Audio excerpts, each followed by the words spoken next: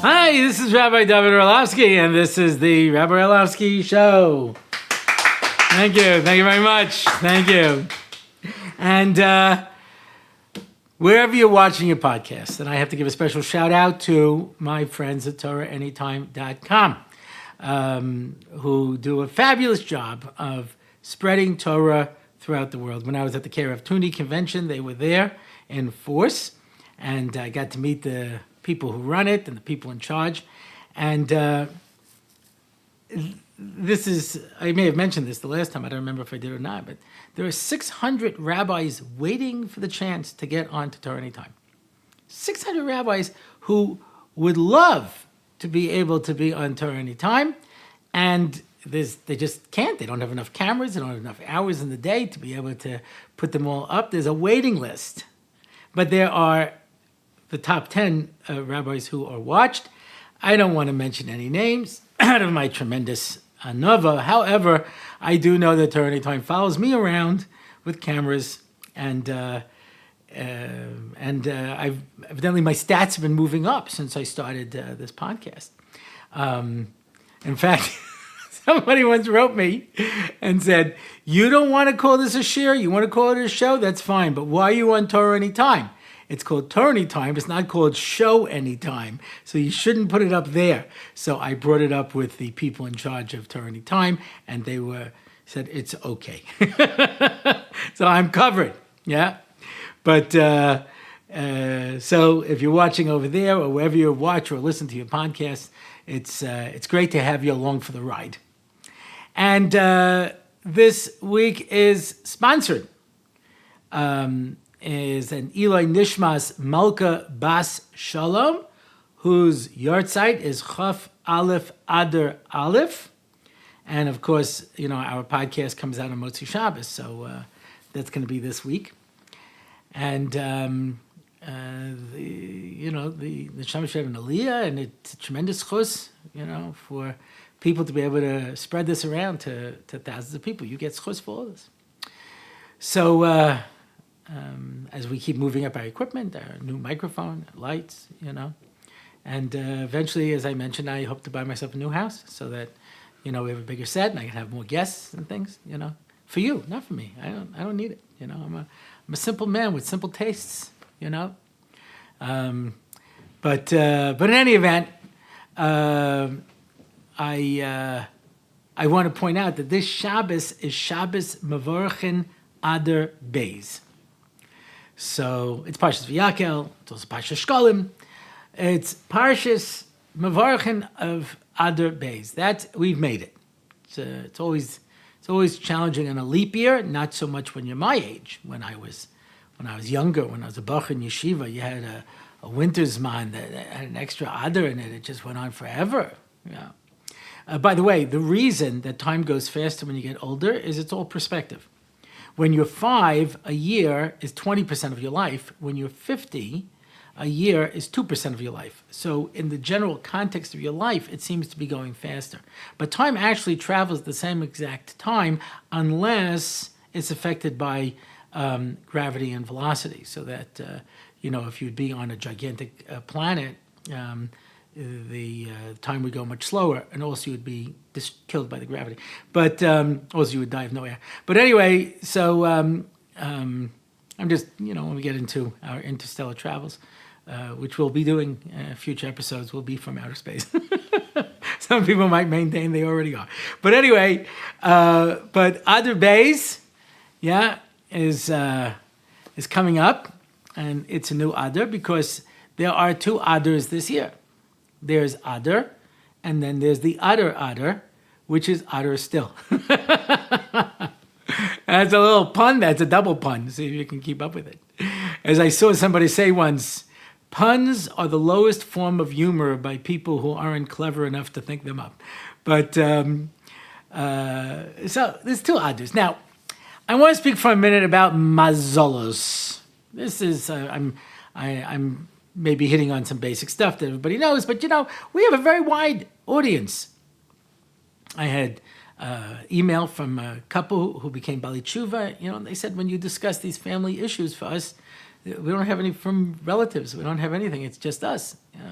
maybe you could speak about Bali Tshuva, in future podcast, and perhaps we will, because I do have a certain connection to that. I really don't try to hide the fact that I did not come from a Shomer Shabbos home. But there are people who mamish have very little background, and there are people who are not as knowledgeable or as committed as other people. I don't know if there are any non-Jews watching, but you never know. Something goes out there; it could go anywhere. Our friends at Torah Anytime tell me there are non-Jews who watch the podcasts. Yeah. When I was speaking in Australia in Sydney, I spoke in a very large Jewish school, which, for government reasons, have to allow in non-Jewish students. And the Chinese who have moved to Australia want their children to get the best possible education. What could be better than a yeshiva education? Academically, it's very high. And they're excused from the Torah classes, from the Jewish classes. But I had a couple of kids in my YB Jewish who were joining, and they were apparently not Jewish, but they enjoyed it very much. There are times when I speak at a hotel or at an event, at a dinner, and the waiters are all listening in. They're all enjoying it. So I don't know if some of the staff is out there now watching my podcast on a regular basis, or who does. So it's important to make sure that everyone knows the basics. Yeah, the rugged Shava, who was Torah giant 100 years ago, he would only give Meir Makomas. He used to speak in Meir Makomas. Yeah. Rav Gusman, he was on Rav Chaim Oiz's Beis and they sent the Shaila out to the Or Sameach, Meir Simcha of Devinsk, and to the Rugged Shava. And the Or Sameach sent back a beautiful tshuva, and the Rugged Shava sent back a list of Meir Makomas. That was a tshuva. So Rav Chaim Oiz told Rav Gusman, take off a week and turn this into a tshuva. So he takes off a week and he writes it up and he comes back and he says, I did the best I could, but I don't know what he wants with these 6. So Chaim Oiz looks at them and goes, those are the jokes. But, as you can imagine, the Rugged Shava was out of this world, So he was looking for a Talmid Chacham to marry his son. So the way I heard this story, and I don't know if it's true or not, but, sometimes the story is better than whether or not it's true. Yeah. This boy says, I'm going to marry the Rugged Shava's daughter. He says, you're okay, but you're not. Because watch. So he goes and he says, no, say a piece of Torah. He says, Erev and Ayin Gimel. He says, okay, famous question. What do you want to say? He says, Shabbos Kuf Lamed Tes. Oh, that's interesting.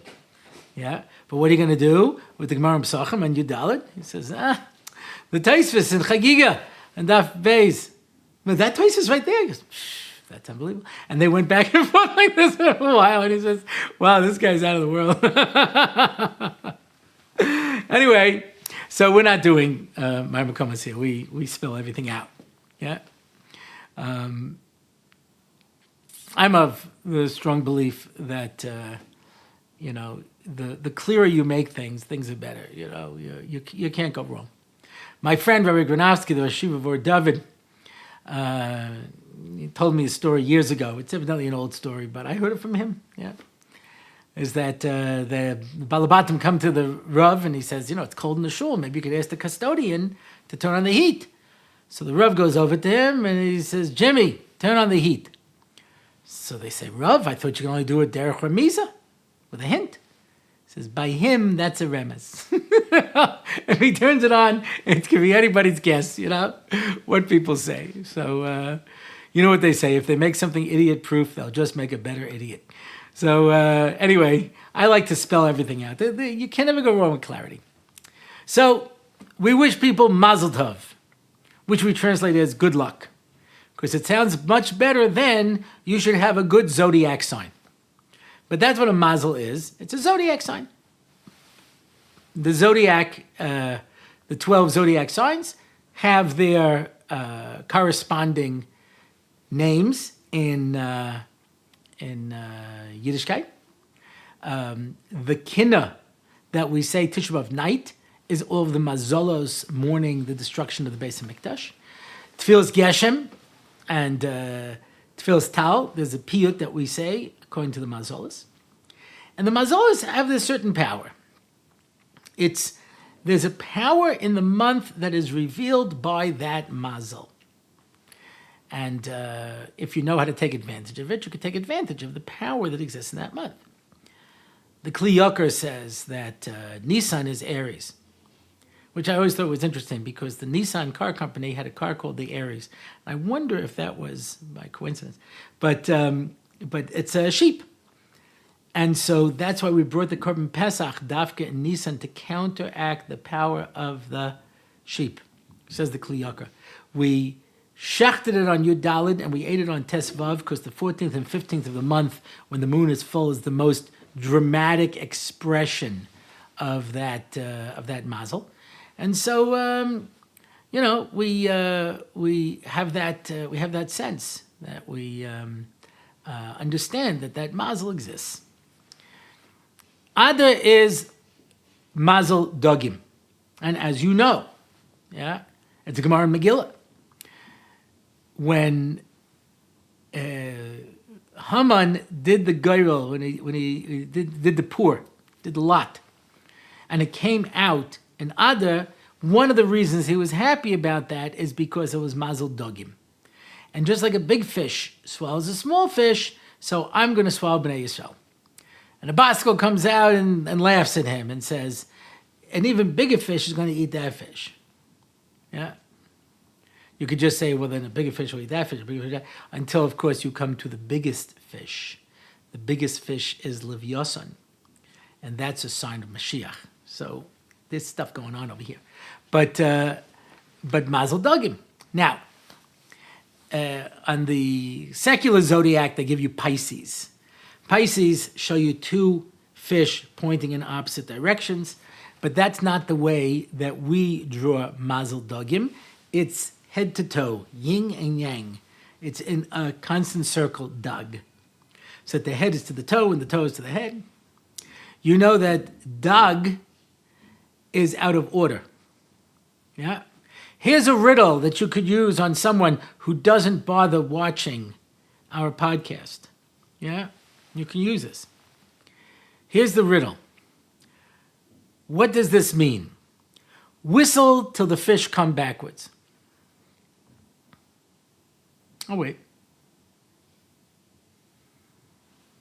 No? Okay.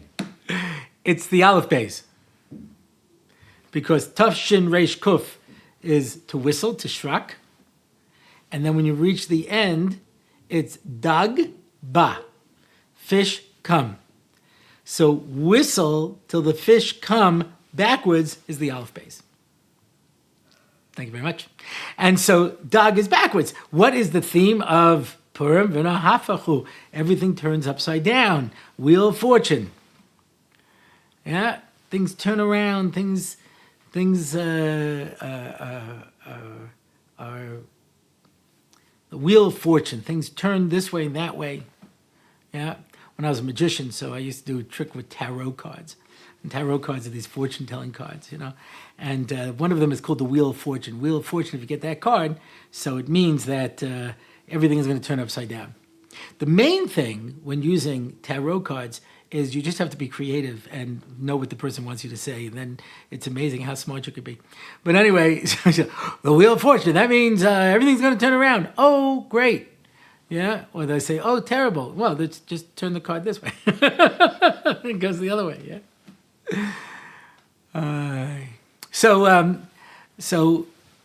is dogim. It's backwards. Everything is going the other way, and dogim, as we know, are not affected by the ayin hara, and so it's a lucky month for the Jewish people. It's a good time for us. If you have a court case, you should try to do it. And Adar, it's brought down in halacha. You're supposed to hang up a sign, Mishunichnas Adar Ma'am B'Simcha. It's brought down in halacha. Yeah. Maybe we'll stick one on, on the website so that you can, print it out so that you'll have your own Mishunichnas Adar Ma'am B'Simcha, courtesy of the Rabbi Orlofsky show. Maybe we'll have that on at the Rabbi Orlofsky show. Yeah, on the sign, so that you look at it and you just are filled with simcha. Yeah. Anyway, so that's Adar. Now it's interesting like this. Zman simchasenu is Sukkos. That's not Purim. Purim is the day of schok, because what makes you laugh? The unexpected. Yeah. Two guys walked into a bar and ordered a drink. Not very funny. Two guys walked into a bar and said, ouch. Now, it's also not very funny, but at least it's a joke. Because you didn't see it coming. It was unexpected. I assume, because no one's ever heard a bar joke before, So rabbi, priest, and minister walk into a bar. The guy says, can I help you? He says, we're here to make a joke. There's a lot of jokes that exist in bars, yeah. This rope walks into a bar. And he said, I want a drink. He says, we don't serve rope. So he walks out, and he twists himself up, messes up his top. He walks back in, and he says, are you a rope? He says, I'm afraid not. It's such an awful joke. But anyway, there's a lot of bar jokes, Today they tell blonde jokes. I don't know why. They think blondes are stupid, but whatever. But this guy starts telling someone, he says, there's this blonde, there was this blonde. So the bartender says, I'm a blonde. See the weightlift over there? He's a blonde. See the cop over there? He's a blonde. See the special ops guy over there? He's a blonde. Do you still want to tell this joke? He says, what, and explain it 4 times?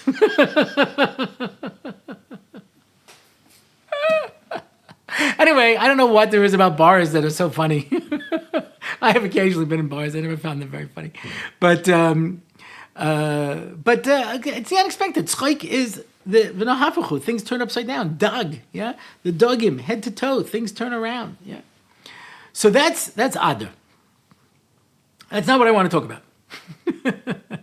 Because we're going to be Shabbos Mavorchen of Adar Bet, which is the Adar, not this Adar. We already had Adar. Now, here's an amazing thing. I saw a list of the mazolas, and it shows you. Tishrei is the scales, right? You go down. Shvat is the deli. You go down, and you keep going. When you come to Adar Aleph, it shows the dogim. When you come to Adar Bet, it shows the dogim. How's that supposed to work? There's a cycle to the year. So how could you have 2 mazalas? So listen to a chizkuni. You want to hear a chizkuni? Listen to a chizkuni. I'm going to tell you an unbelievable chizkuni.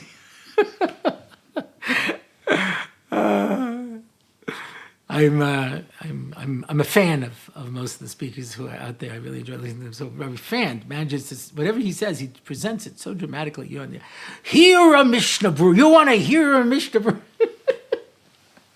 So I want to share with you a chizkuni. Yeah. True story. Jackie Mason was originally a Rav. He came from a family of Rabbanim. His father was a Rav. His brother was a Rabbanim. I was in yeshiva with his nephews. Yeah, his name was originally Meza. So they all talk exactly the same. So we were doing a Shabbaton in Deer Park, and the rabbi was Rabbi Meza. He was Jackie Mason's brother. And he's talking to the kids. Now, the kids didn't know who he was. Jackie Mason, we had heard him, So he goes, I'm going to tell you a Rashi. You want to hear a Rashi? I'm going to tell you an unbelievable Rashi. Listen to this Rashi. You're going to really enjoy this. And me and my wife were cracking up. I guess listening, Okay, well, you're a Rashi. He has another brother who was a mile. He did my nephew out in New Jersey. And he says, we're going to do the Mila now. You want to do a Mila? Who's the Sandik? You're the Sandik? Okay, sit down over here. A great voice. Anyway, you want to hear a chizkuni? I'm going to tell you a chizkuni. So he says like this. When they went out to battle Amalek, he says, B'cholacha anoshim. So Rashi says, people who know Kishuv, so they can counteract the black magic of Amalek. Amalek used black magic. That old black magic has me in its spell. That old black... Anyway, So they knew how to counteract it. Yeah? Thou shalt not pass. Anyway, so whatever, they had black magic. That's what the Chizkuni says. You want to hear it, Chizkuni? The Chizkuni says, find people who were born in Adar Beis, because Adar Beis doesn't have a mazel. And therefore, anybody born in Adar Beis cannot be affected by Kishuv because there's not even a mazel. Now, this is an amazing idea because the Chazal tells us, Ein mazel Yisrael. We're not affected by the mazolis, but obviously on some level we are. There's some idea, yeah.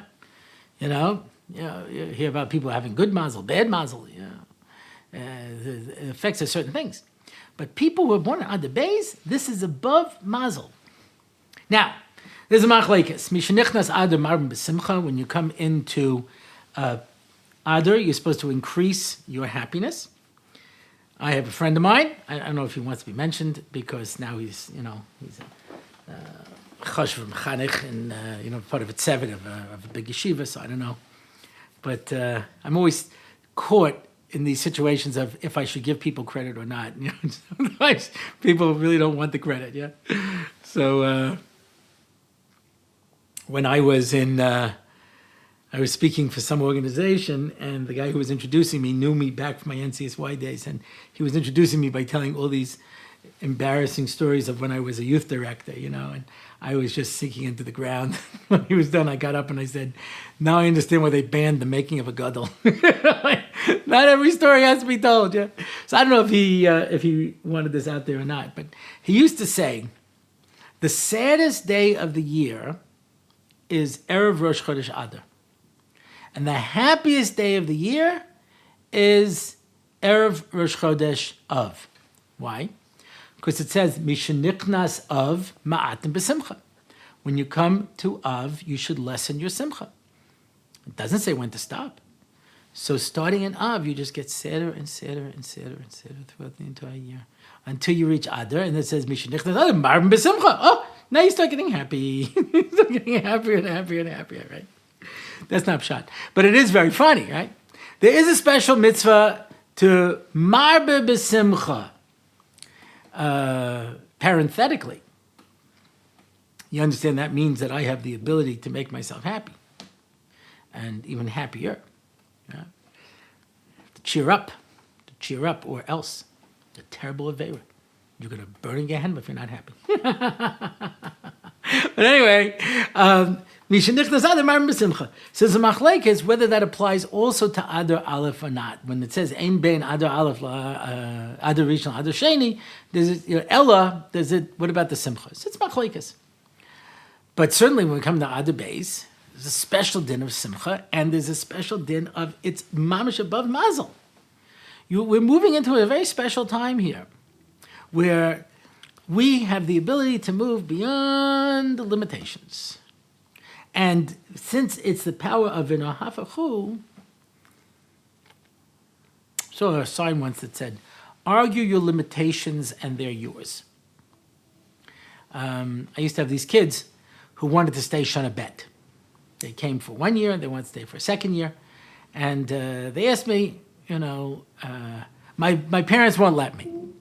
I said, listen, if you tell me that you can't come back for a second year, I guarantee you're not going to come back for a second year. But if you tell me you are going to come back for a second year, maybe you will, maybe you won't. But if you've already decided I can't do this, yeah. Everyone knew you couldn't run a mile in less than 4 minutes until the first guy did. And then a whole bunch of people did.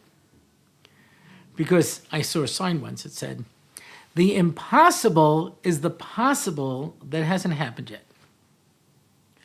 So everything's impossible until it happens. So argue your limitations and they're yours. I can't do this. I'm sorry, I can't do this. I can't handle this. You'll be surprised what you can handle. Be surprised given certain circumstances. Yeah, I live in Har Nof. Way off in the distance, you can see Hadassah Hospital up on the mountain. And we had some Shabbos guests when my son was little, and they lifted him up by his arms and he started screaming, and he couldn't move his arm. So I ran across the street to our family doctor, lived across the street, Dr. Pesach Astroy, and he pushed the arm back in, and it looked like it was fine, but he says, I can't say for sure, you have to go for an x-ray. And that was very close to Shabbos. So I grabbed his carriage, grabbed some money, ran off to Hadassah, got there just before Shabbos. We went, registered, they took an x-ray, they said, everything's fine, go home.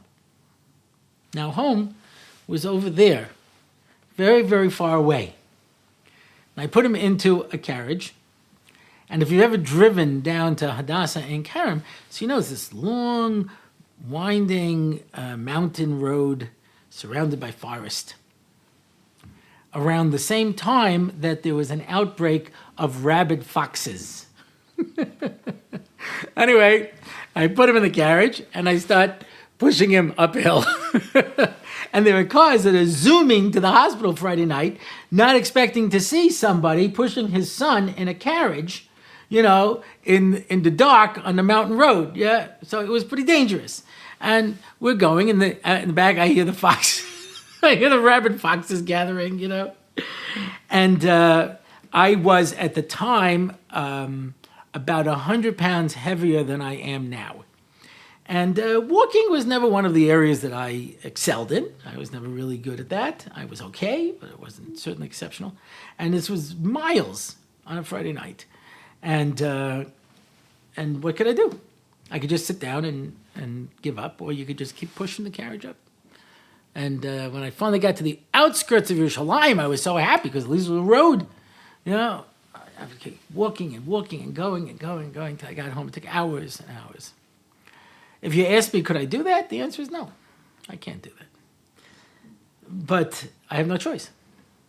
So you do what you have to do. Yeah. Noach Weinberg used to tell an unbelievable story. He was speaking once about doing kiruv, reaching out to Jews, and so this guy says to him, this frum guy, he says, yeah, I made a Baal Tshuva. He says, yeah, did you? He says, yeah, I had a nursing home, and it was all goyim, but I had this one Jewish woman. So I paid extra money to a private caterer to get her kosher food. And she reports me to the state. He says he's not treating me the same as everybody else, but I'm not allowed to serve her treif. So I said to her, listen, that treif chazarai, it's not healthy. She says, I'm 92 years old. How much longer have I got? I want to eat what everybody else eats. He says, but the kosher food is much tastier. He says, I don't have any teeth. I think I know what I'm tasting. I want to eat what everybody else eats, He says, it's more expensive. I'm spending more money on it because I don't care. I want to eat what everybody else eats. And now she keeps Shabbos. She davens. She says Tehillim. So Noach says, wow, it's amazing. What'd you say? Because have you not been following the story? I was going to lose my nursing home. They were going to close me down. I don't know what I said. I just started talking. I started crying. I started whatever I could say, I said because my business was on the line. Noach would always say, if your business is on the line, if this is really important to you, you'll figure out what to say. Yeah. Argue your limitations and they're yours. If you decide I can't do anything, remember that in this coming month, there's no mazel. It's the power of nahafachu. You can become anybody you want. You can do anything you want. I always thought maybe that's one of the reasons we wear masks, because become whoever you want. Dress up and be who you want. You can become anything. So, Mishenichnas Adar B'Simcha, this should be a beautiful month for everybody. And that's it for this week. If you want to find out more about this show, go to RabbiOrlofsky.com/podcast. And if you want to comment on this particular one, it's RabbiOrlofsky.com/podcast/21. And if you want to find out about upcoming events, it's RabbiOrlofsky.com/events. And if you'd like to contact me, it's RabbiOrlofsky.com/contact. And if you would like to sponsor an episode, there are still sponsorships available. RabbiOrlofsky.com/podcast and click on sponsor an event. I'm Odder Adar. This is the Rabbi Orlofsky Show.